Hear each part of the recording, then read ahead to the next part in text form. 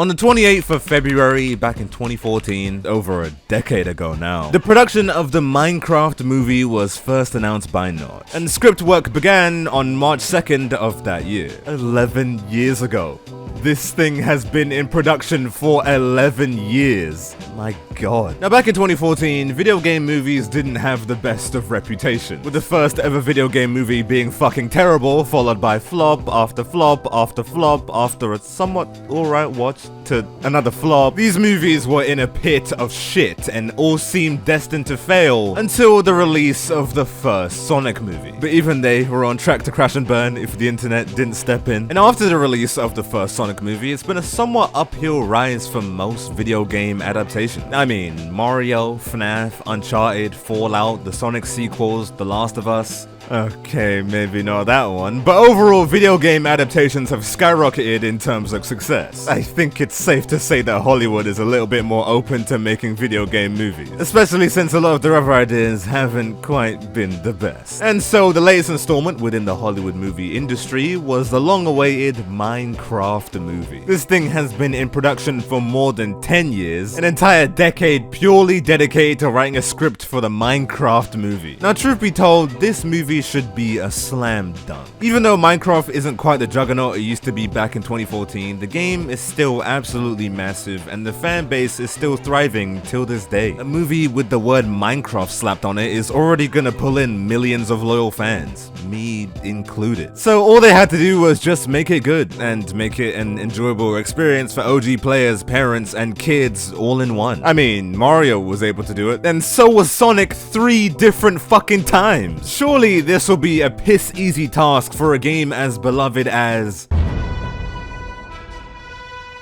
well, not quite. For a lack of better words, this movie was not fucking good. I mean, it's not the worst thing I've ever seen because I've seen my fair share, and I do think this movie does have a few redeeming qualities, but this thing is very far from being considered a good movie. This video contains full spoilers for the Minecraft movie, which should be pretty obvious. I mean, look at the length of this fucking video. There is no way you didn't know that.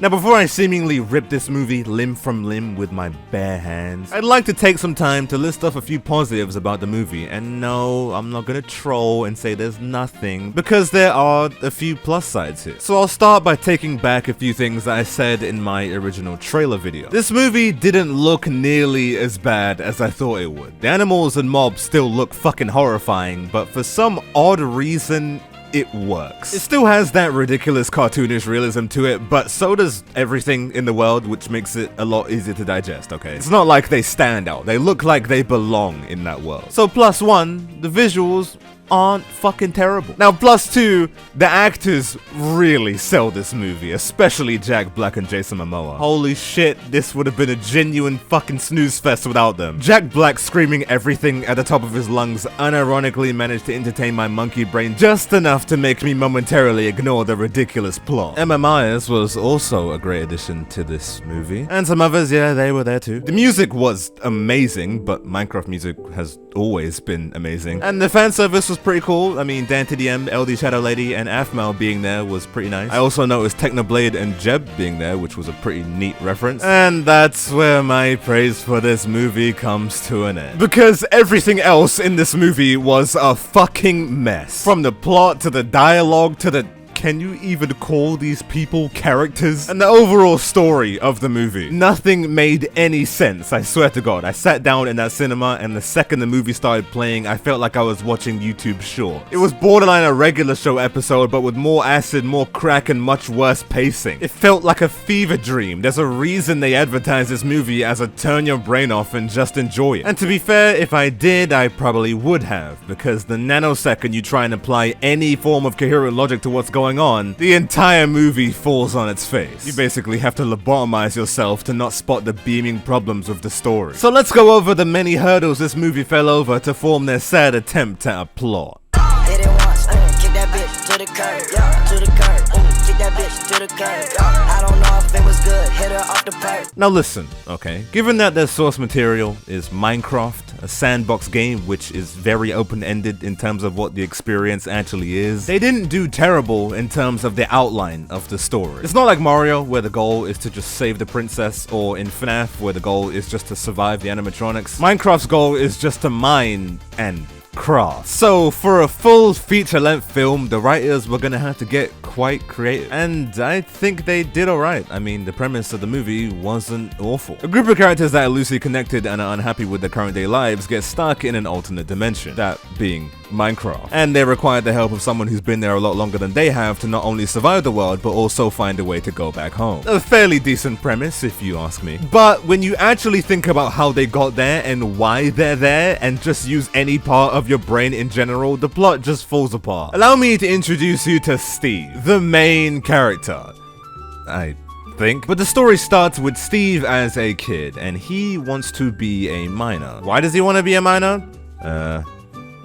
I don't know. Where are his parents? How did he get a fucking pickaxe? How did he even get onto a professional mining site in the first place? I don't know. Just turn your brain off, okay? Enjoy the movie. But Steve isn't allowed to go mining and is stopped by an old man because he is a child and children are dumb and stupid and should fuck off. So then he gets an office job. Why didn't he just pursue getting a job in the mines? I don't know. And for some reason, he is wearing the exact same clothes as he did when he was a child. And to be fair to the movie, that gag was pretty funny, okay. Then he starts randomly fingering his food and then remembers that he once wanted to be a miner. So now with no degree and no background in the field, he just picks up a pickaxe and goes back to the mine, where the old man hasn't aged a day and tries to stop Steve for some reason, but gives up after Steve simply walks around him.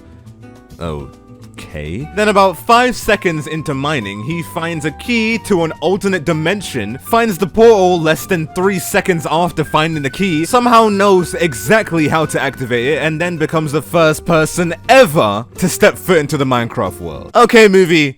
No. I know this is supposed to be a kids movie and doesn't have to be realistic. I mean, this is fiction, but at least try and make it make some kind of sense. This is supposed to be a cave relatively close to a suburban neighborhood. Not only is there only one guy working there who is old as dirt, but no one, not even a group of previous miners, stumbled across a fucking portal to an entirely new dimension, but this fat, inexperienced middle-aged man finds it in a matter of seconds. Oh wait, no, let me just turn my brain off. But anyways, after entering the Minecraft world, otherwise known as the overworld, it's everything you would expect. It's Minecraft. All of you know what Minecraft is. The movie knows you know what Minecraft is. That's why we basically speedrun through the entire Minecraft tutorial. Build a house, survive the night, tame a dog, blah blah blah. Then Steve goes to the Nether, where we run into the big bad of the movie for the first time. And for some reason, they want the key to the portal to our dimension, otherwise known as the orb, even though it's not fucking round. But heroically, Steve then gives it to his dog to run away and escape with. Why doesn't Steve just also run here? What the fuck? The Nether portal is right there. But who cares? Just turn your brain off. Then the dog proceeds to run through the real world, hide the fucking cosmic cube under Steve's bed, all while Steve is trapped in a Nether dungeon and the dog just fucks about in our world completely unnoticed somehow. And all of this happens within the first 6 minutes of the movie. This pacing is on crack. By the time you're even able to analyze what the fuck just happened, 3 scenes have already flown by. Before we can even digest what the fuck just happened to Steve, we move on to the introduction of our other main characters. Garrett Garrison, a broke, washed-up pro gamer who runs a failing business. Henry, a genius boy with a lisp. His sister, Natalie. And some black lady, for the life of me, I genuinely don't remember her name in this movie. Was it even fucking said? But anyways, Garrison, otherwise known as the garbage man, even though he's not an actual garbage man, is in desperate need of money because in his opening scene he gets an eviction notice. His business is failing and he's a representation of someone who's out of their prime, and is probably the closest thing to a fully fleshed out character we're gonna get in this movie. But in his attempt to get money, he goes to a yard sale, because that's where people often go to find great wealth. There he's offered a really rare game system, which would apparently make him a lot of profit. I'm way too young to know just how valuable this thing is, but supposedly this really really rare game system would help him out a lot, so he buys it. Then he checks inside and the game isn't even in there because the auctioneer was too dumb to look inside. This movie is a masterpiece. But what is inside is a random, really unimportant, glowing fucking cube. Yeah, no one really cares about that. Just put it in your pocket, man. Who gives a shit? No one cares. Now we move on to our two other main characters, Henry and Natalie, a pair of siblings who move into a new town after their mum dies. Jesus, that's pretty grim for the Minecraft movie. But the sister tries to be a new motherly figure for him as he tries to adapt to a new school life in a new area. Then there's the landlord, token black lady, who sells them this house, and she also has a zoo. Just turn your brain off. Now on his way to school, Henry runs into the garbage man, who gives him some advice and his phone number for some fucking reason. Then he basically steals his lunch. Then he goes to school and he draws a jetpack on a banana in art class. He gets bullied a little bit. Then to prove the bullies wrong, he builds an actual fucking jetpack, whilst the supervising teacher just sits there and watches. And the kicker is, it actually works. What the fuck? Isn't he like 12? Building a fully functioning jetpack at that age has gotta be revolutionary, but whatever, turn your brain off. But the bullies cut a wire on the jetpack, which makes it fly into the town mascot and completely fucking destroys it. And it's also conveniently where his sister's working, then she gets laid off of work and he gets in trouble at school, and okay, movie, stop. I'm getting actual whiplash from all of these scenes. Nothing that's happening is being fleshed out at all. This movie is on fucking crack. I know you guys want to get to the mining and crafting as soon as possible, but slow the fuck down. My god, my brain feels like a dildo trying to comprehend any of what just happened. We've introduced all 4 main characters whilst going over 3 different story beats, been to 9 different locations, whilst also having to remember Steve's plot, and we're just now hitting the 15-minute mark? My days. But turn your brain off, I guess. So after Henry commits an act of fucking terrorism, he gets a little slap on the wrist, you know, gets a little bit in trouble in school, a detention for a day, no police report, no vandalism charges, just 1 detention. Okay. And then instead of calling his sister and legal guardian, he decides to call the garbage man for some reason. Then we move to Natalie, who he didn't call to pick him up for some fucking reason, and she declares Henry as missing because I really don't know. And instead of calling the police, she decides to call her real estate manager who sold them the house. I'm sorry. What? You're telling me the screenwriters couldn't provide a more convenient way to tie her into the plot than have someone report a missing person to a fucking landlord? Are we honestly doing this? Is the movie expecting me to believe that normal people would act like this? Oh, wait, no, sorry. Forgot. Turn your brain off. Then it links into Garrett and Henry going back to his store, where Henry finds the piece of resistance that Garrett states he gives 0 fucks about. But if that was the case, then why would you even keep it? Just, okay, whatever. But it conveniently comes with this piece of paper that says, if you're a struggling business owner and need cash fast, there's treasure down here. But don't go down here, it's too dangerous. Even though I just gave you a reason to. Yeah, this movie is gonna be that fucking lazy. I know it's a gag and I can see the humor in it, but couldn't you find a more natural way for them to find the cave on their own? But whatever, okay, the cube leads them to the cave. And for some reason, Natalie and Black Lady are able to find Henry and Garrett immediately because the plot demands it. And then, whoa, Henry is being pulled in by the orb. Oh no, no. Pause. Why doesn't Henry just let go of the orb? There's an entire scene where they're all pulling him back and trying to stop him from getting sent to an entirely new dimension, but why doesn't he just let go? I mean, it can't be stuck to his hands because they weren't stuck to Steve's hands when he first went, so what's the deal here? And Henry obviously isn't stupid because he built a fucking jetpack that worked and whatever, man. We're in Minecraft now. You can clearly tell the movie wanted to start here because of how rushed the entire lead up was. I mean, up until this point, the Black Lady's name hasn't even been said yet. So I guess that shows how much they care about developing these characters. But fuck that! It's Minecraft time! Even though they could just turn around and leave right now because it's gonna be a big plot point later of how they're trapped here, but just turn your brain off, I guess. Now, to be honest here, aesthetically, I do appreciate the realistic approach a lot more. It doesn't look nearly as visually dead as it did in the trailers, and I think I prefer them using real actors anyway. But regardless, this little opening bit to Minecraft was almost a little bit nostalgic. Then it turns nighttime and a crazy action scene plays out, which was okay. Even if I did have to suspend my belief a little bit in terms of what is survivable here. And Skeleton's missing shots? Okay, yeah, that's just bullshit. But then we see Henry run into a tree, and it breaks, and he finds out that he can mine. And using that knowledge, in a matter of seconds, he builds an entire fucking fortress, and then... Wait, did he just drop the fucking cube? Did the cube just break? Oh my god, this plot is so fucking shit. What the movie is telling me right now is that during this fight, the portal was open the entire time. Why didn't all 4 of you idiots just turn back around and run where you came from? I mean, one of you is confirmed to be a genius. This movie should have ended multiple times if anyone used any form of logic. Steve should have easily been able to escape with his dog right here, and this orb shouldn't have been found by anyone because Steve's only request to his very loyal dog was to keep the orb safe, but for some reason it ends up in the hands of 3 different fuckers. And the whole reason Steve wants to keep it hidden was so the evil pig bitch doesn't get it, which I'm gonna rip into in a minute. But Steve, why don't you just kill her? He's able to do it at the end of the movie, spoiler alert, so then why don't you just do it right now? Are you trying to tell me that Steve is dumb enough to go to the Nether with no gear? Even me as an 8-year-old wasn't that stupid. He's able to take on hordes of zombies with fucking nothing, and he has elytra, and if we use the game as source material, that would mean that he's beat the Ender Dragon before. Why the fuck would zombie pigmen be enough to stop him? And better yet, when Steve got captured, why didn't she just kill him? She's clearly not shy from killing her own kind, so why does she even need to keep Steve alive? She has several henchmen who could just go to the overworld and get the orb whenever she wants, and she knows the location of the orb anytime it enters the Minecraft dimension, so why the fuck is Steve even alive other than the movie wouldn't work without him? And for those of you with functioning brains, you're probably wondering why the pig bitch doesn't just get it herself. Well, she said that piglins who go to the overworld will zombify and die. Keep that in mind because that tool will be useful later on. But Steve,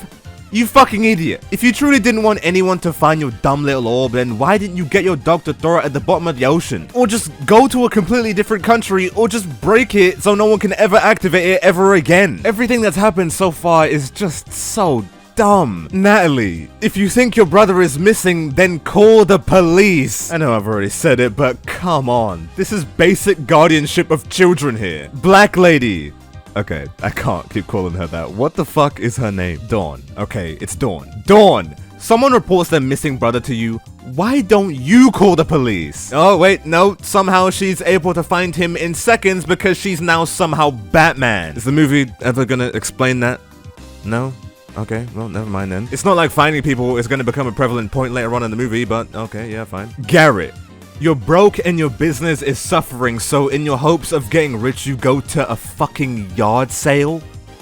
Why? And more importantly, why was the orb even in the box in the first place? I guess the dog was just taking a nap that day, huh? Couldn't be asked to do his one and only job. But Garrett, why would you bid on an item that you couldn't physically see? That is unbelievably stupid. You're supposed to be earning money here, not spending it. Now as for Henry, oh Henry, you little knobhead. You're a literal boy genius able to make a fully functioning jetpack from random equipment from a high school, yet you don't have the intellectual foresight to let go of the orb when it's the only reason you're being pulled in. But he's just a kid. I don't give a fuck, okay? You lost that excuse the second you built this from a bunch of scraps at school. The first quarter of this movie is so fucking dumb. There's a reason why they blitz through this. But who cares about any of that real world shit, because we're in Minecraft now, where we are rescued by Steve, which leads to an actually pretty cool action sequence from Jack Black. And it's all fun and games until you use your brain and remember that Steve was captured by the pig bitch, and she sent him back to the overworld to retrieve the orb and give it back to her, and she uses a form of blackmail because she threatens to kill his dog, which he knows is safe because he watched Escape, so she shouldn't even be able to use that as leverage over him,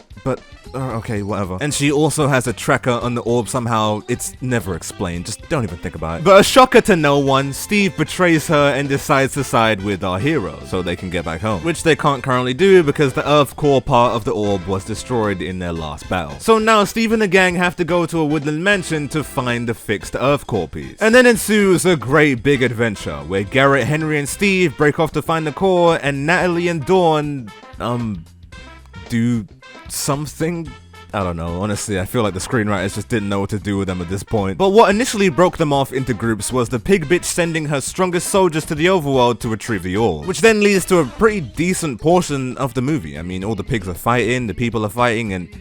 Wait a minute. What the fuck? Didn't she make it very clear that piglins who go to the overworld fucking die? Wait, no. You see, she gave them a singular potion of plot convenience, and that bypasses all previous logic that the movie set up. Even though one of her soldiers specifically said that that amount in the potion wasn't gonna be enough, but whatever, just turn your brain off, enjoy the action. But to the movie's credit here, these action scenes are actually entertaining. This Elytra scene was fucking 10 out of 10. Even though if you've played the game, then that would indicate that Steve has beat the fucking Ender Dragon, but whatever, I guess the rules are just different here. But this scene led to even more entertaining, mindless spectacle, which made me admit that if this movie came out 10 years ago, and I watched it as a kid, I'd be having the time of my life right now. And even as an adult, I can admit that these scenes were fun. Then after that, we get some form of character development. Hold on, is this movie getting... not shit? It's revealed that Steve wasn't actually leading them to the Woodland Mansion and was actually leading them to a cave full of diamonds, because Garrett used the cube as leverage so he could get the diamonds and use them to get rich on Earth, which is actually a fairly decent twist and a pretty good plot point, even though Steve could just fight Garrett and steal the cube if it's that important. But you know, it's the Minecraft movie, don't expect much. But now they're in a cave full of diamonds. A cave full of diamonds. A cave full of diamonds. Oh no, movie, what are you doing? I was just praising you. How are there any stakes in this movie? Look at the resources they have. You knobs. Just craft diamond gear for everyone and kill everything. Has anyone who worked on this movie even completed Minecraft? Diamonds in the overworld are fucking broken and would absolutely be more than enough to kill a few pigmen. But just turn your brain off. But in the midst of them getting the diamonds, they get attacked by a big pigman now. And then they survive this somehow. But who cares, because it looks pretty fucking cool. Then it leads to, surprisingly, the best scene in the movie, where Garrett stops the tough guy act and admits that his life sucks and he needs the diamonds to help himself, which upsets Henry because Henry somewhat looked up to him and never expected him to put their lives in danger for such a selfish reason. And it was a really good scene, but it did feel a little undermined with Henry saying this. And that's not the worst part. I'm alone. You weren't alone. I was your friend. No, you fucking wasn't. I get that you look up to him and all, but calling the two of you friends is a bit of a stretch, mate. They've known each other for no more than a day, and he has shown no signs of being remotely close to being called a friend. But it is a kid's movie, and expecting anything that isn't on the nose messaging is just my fault on that one. But then we cut straight into the Woodland Mansion, because there's no time for character progression here. The plot must go on, so whilst Henry tries to sneakily get the Earth core, oh no! Steve and Garrett get caught by the pillagers, and what scene do we get? It's the chicken jockey one. Chicken jockey!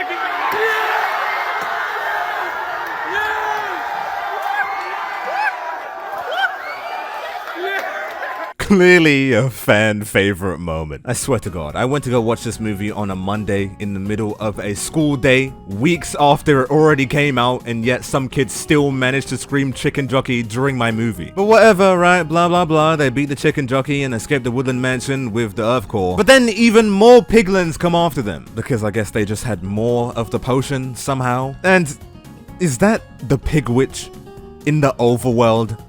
Okay, movie.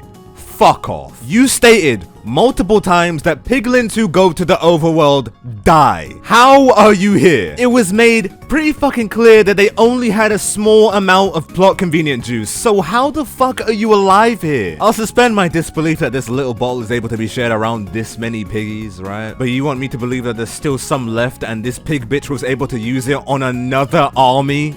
Maybe she just made more.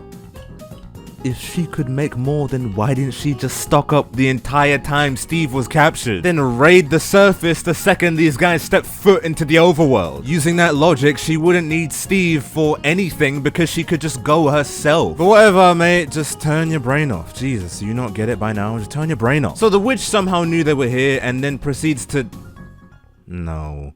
No, no. You had this ability the entire time? Why didn't you just drink the potion, go to the overworld, and take it when you had the chance? This villain has literally done everything wrong, and I know it's supposed to be comedic, but it's not. It's just dumb. How am I supposed to engage into the story when the dilemma just rolls all over itself consistently? If I was the villain, then this movie would have ended in the first 5 minutes. Like, there would be no movie here. But who cares? Just turn your brain off. The movie's almost over anyway. Oh yeah, and Garrett sacrifices himself for a little redemption arc so Henry and Steve can escape, which is noble, but it's a kid's movie, so we all know he's not really dead. Now with the orb, the Pig Queen puts her evil plans into motion by bringing darkness to the overworld, so she can steal all their gold, even though there's gold in the nether. Just trying not to think about it. But no, because our heroes are here to stop her, with Natalie and Dawn back. Where were they the whole fucking movie? Walking around, killing zombies, taming dogs.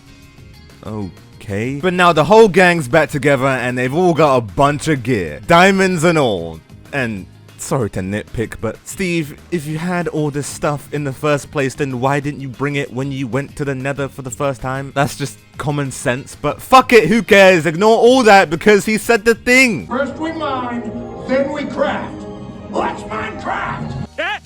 He said it! He said it! And then begins the final battle with a bunch of iron golems versus the piggies, which was actually quite entertaining. Maybe I am the target audience for this movie. Then there's action, action, more fighting, more action. Then Henry throws an ender pearl to the top of the orb skybeam to save the overworld. He places a stair block to reach the orb and then he can't reach it? Movie.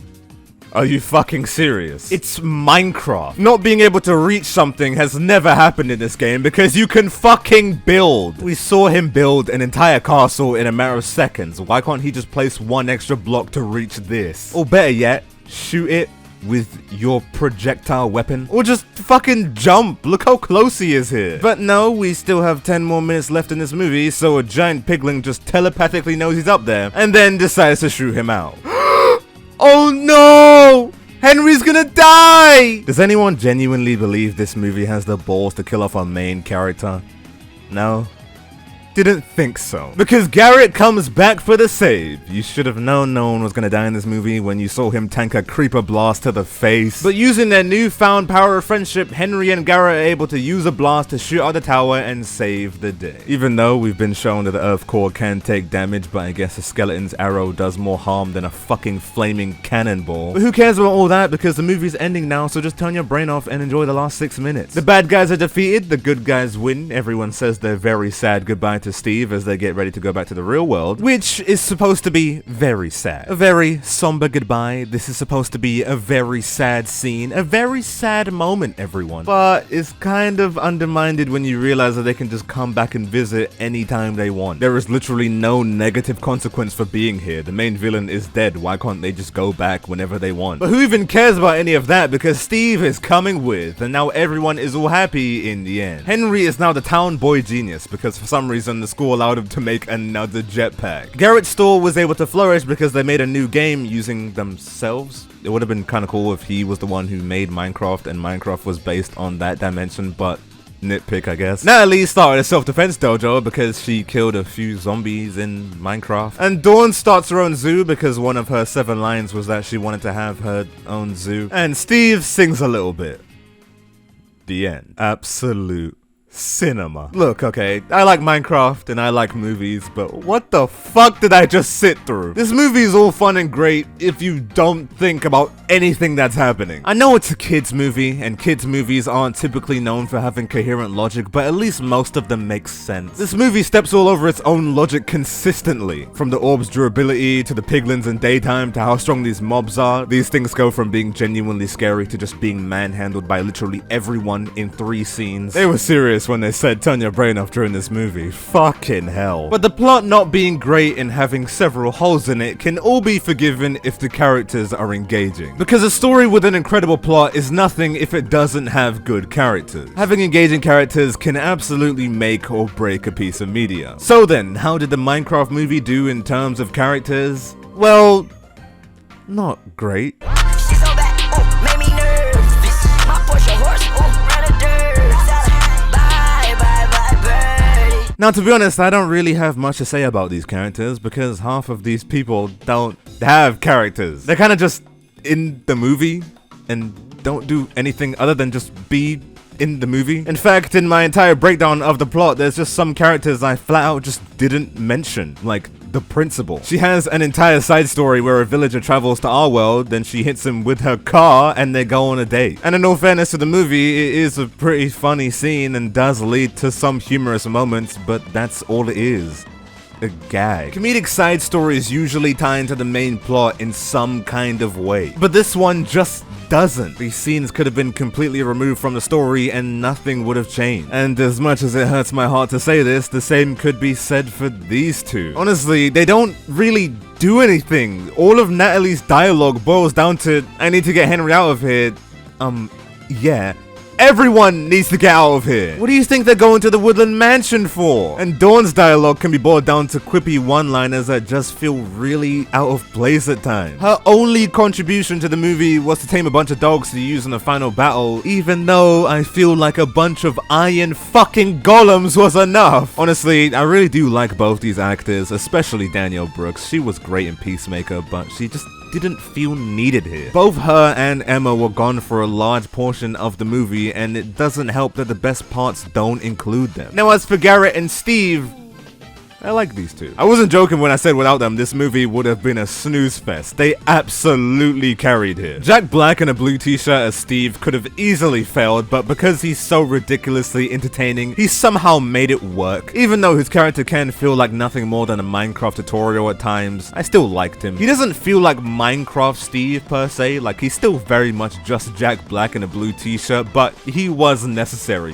for this movie to work. Now with Garrett the Garbage Man, he was by far my favorite character in this movie. The goofy tough guy slapstick humor was decently funny at times, and not to mention that he is the only person in this entire movie to actually get some form of character development. Even if it was a bit rushed and forced, it was still alright. Now they're trying to do something similar with Henry, the little shy, quirky kid who becomes confident in the end, but it just doesn't work here. For one, Henry was never really shy in the first place, and he doesn't really become confident in the end either. His entire dilemma is that he has such a creative mind and wants to create things, but the new place he lives in is supposedly discouraging him. But that's just not the case. He was allowed to build a fucking jetpack during school hours, for God's sake, and was still allowed to build another one even after the first one failed. No one is discouraging him. I know what they were trying to do with this character by making it so that everyone's discouraging him, and then he gets to the Minecraft world and he's free and can do whatever he wants. But I'm sorry, it just doesn't work. His sister is nothing but encouraging, and so is Garrett after only meeting him once. There's a scene where he looks an Enderman in the eyes and it takes over his brain and starts shoveling negative thoughts at him, with all his loved ones telling him he'll never be good enough and all that sad shit. And obviously it's not an actual representation of the characters and comes from Henry's own thought process, but why?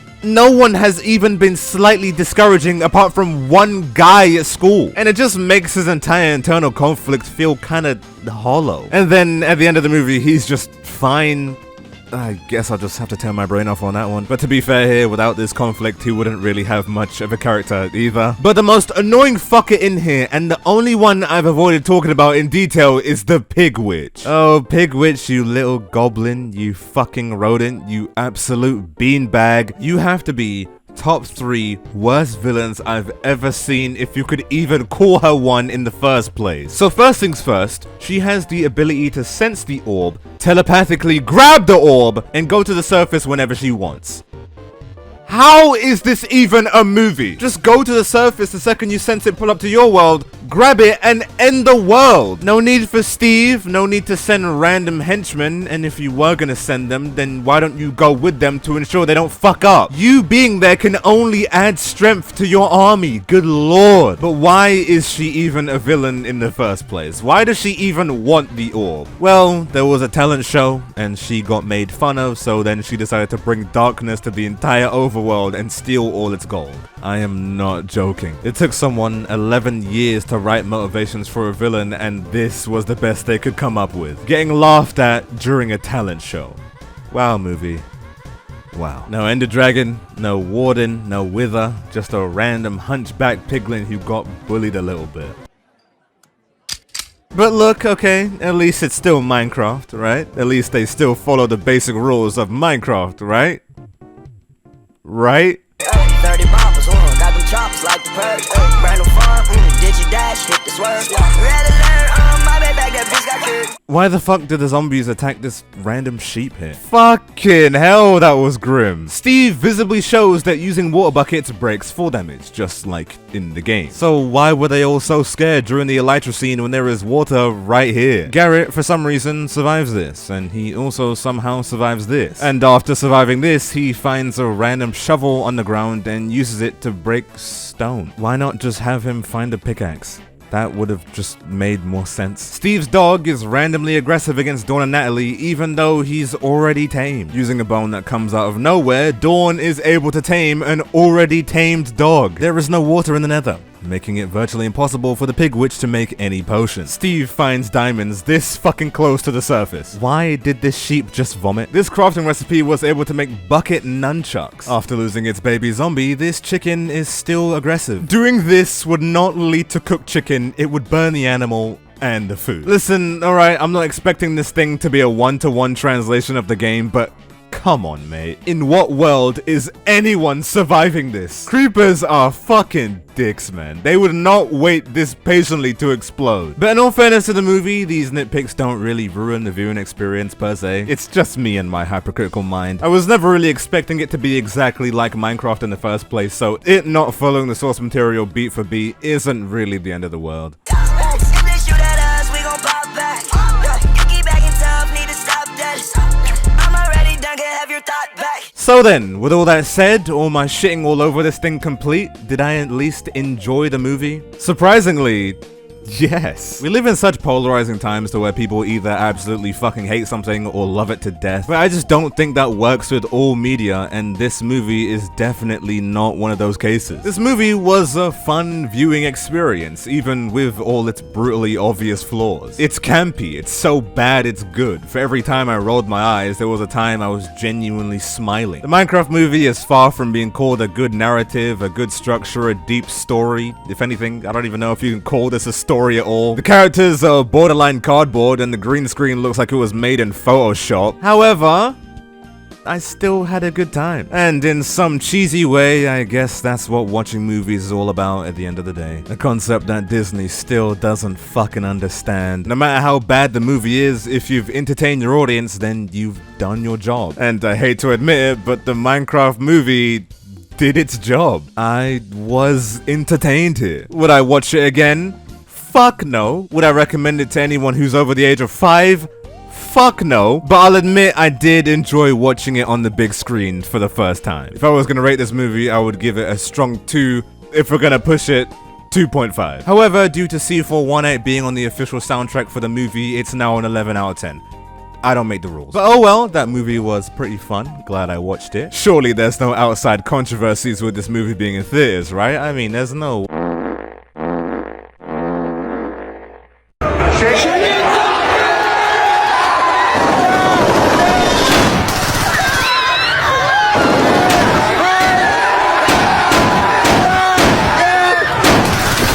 Am I even allowed to be surprised? Our generation being completely fucking insane is kind of what it's known for at this point. My god. But anyways guys, this is in fact the end of the video, and if you liked, please leave a like, and if you didn't, then feel free to degrade me in the comments. And if you made it this fucking far into the video and you aren't subscribed yet, then I don't know what else I can do, okay? I've clearly captured your attention for almost 40 minutes and you're still not subscribed. I mean, what else can I do? Just press the button, okay? Just press the button. But with all that said, all my links and socials are in the description. Feel free to follow me on anything. I hope you guys did enjoy the video. But until next time, make sure to drink your water and get enough sleep at night.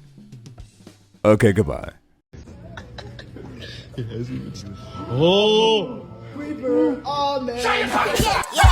Dylo. No, I gotta keep my fire on. Fire on, fire on, fire on. Damn, my whip, I'm flying. That girl on my left. That bitch on my right on. Damn, your heels, they so high. Yeah, get your height on. Yeah.